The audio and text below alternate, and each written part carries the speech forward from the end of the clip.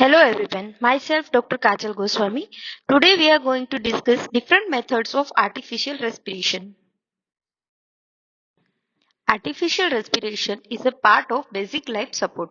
These are non-invasive emergency procedures performed for immediate survival of the patients. Basic life support includes airway, breathing and circulation. Airway and breathing together is called artificial respiration. Circulation means providing cardiac massage. Importance of artificial respiration. It helps when natural respiration stops but heart continues to beat. A brain tissue develops irreversible damage if oxygen supply is stopped for 5 minutes. So resuscitation must be started immediately without any delay. Indications of artificial respiration. It is helpful in newborn infants, drowning, electrical shock, carbon monoxide poisoning, strangulation, anesthetic complications, or paralysis of respiratory muscles as in poliomyelitis or ascending paralysis. Methods of artificial respiration. There are manual methods and mechanical methods. Precautionary measures of artificial respiration. Tight clothes should be loosened, patient should be kept warm, froth from the mouth and nose should be cleaned, dentures should be removed, patient should be kept in free atmosphere. Before giving artificial respiration, we should know the rate of respiration according to different age groups. In 1 year, it is up to 35 per minute. In 2 years, it is up to 25 per minute. At puberty, it's 20 per minute, and in adults, it's 10 to 16 per minute. Now let's discuss some of the artificial respiration methods in the newborn infants. It can be done by pinching the skin, by placing hot or cold water alternatively, mouth-to-mouth breathing, and by Sylvesters method. Artificial respiration methods in children and adults. The manual methods are Schaeffer's prone pressure method, Sylvester's method, Holger-Nelson's push and pull method, and mouth-to-mouth breathing. Mechanical methods are tank respirators and ventilator. Now let's discuss some of the manual methods of artificial respiration. First we'll see the Schaeffer's prone pressure method. In this method, doctor will kneel near the patient's waist. Place the patient in prone position. One arm should be extended overhead and other arm should be bent at elbow.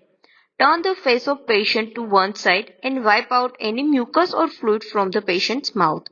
Put the palm on patient's loin. By bending forward, doctor will apply the pressure. It will push the abdominal viscera up and bring the expiration.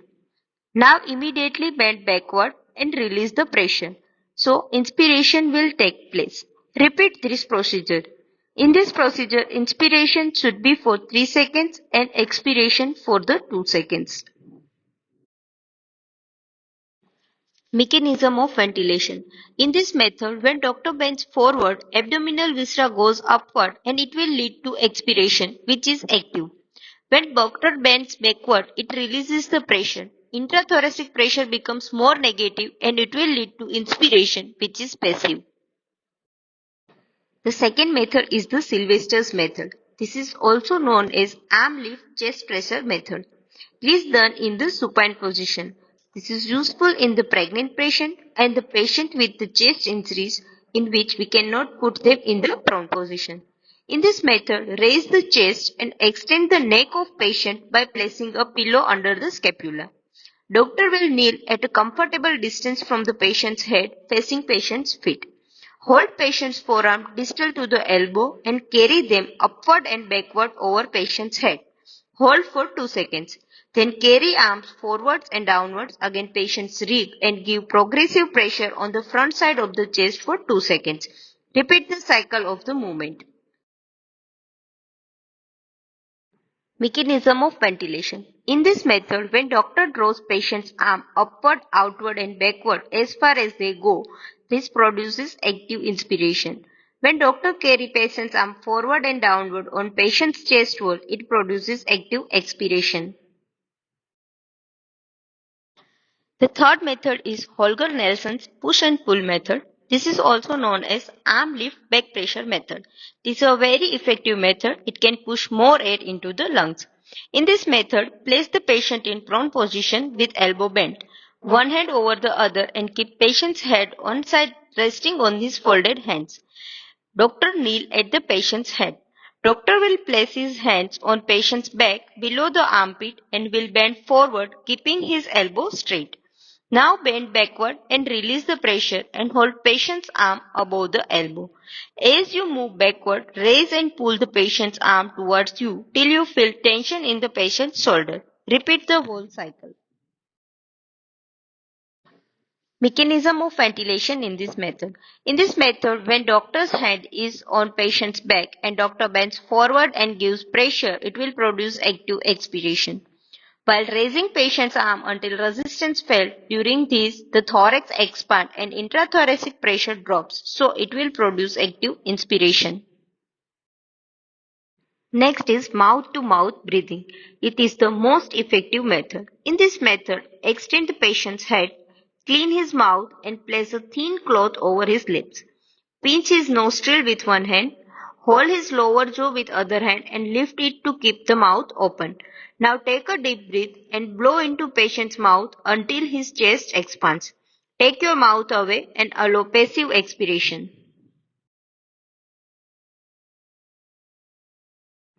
Mechanism of ventilation. Here air is exhaled into the patient's mouth, so inspiration is active.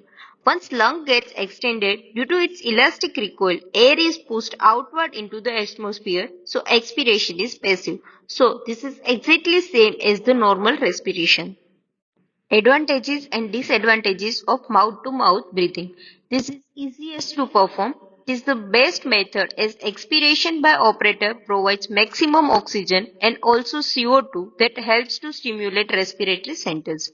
The main disadvantage is that the tongue of the patient keeps falling back, obstructing the airflow, and chances of transmission of infections are there.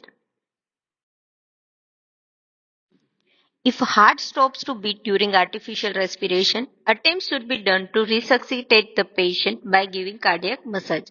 External cardiac massage can be done by applying pressure on the chest over the heart with the rate of 100 to 120 per minute. Compression should be 5 to 6 cm deep. Internal cardiac massage is done by massaging heart directly when the chest is open, so it is done only in the OT.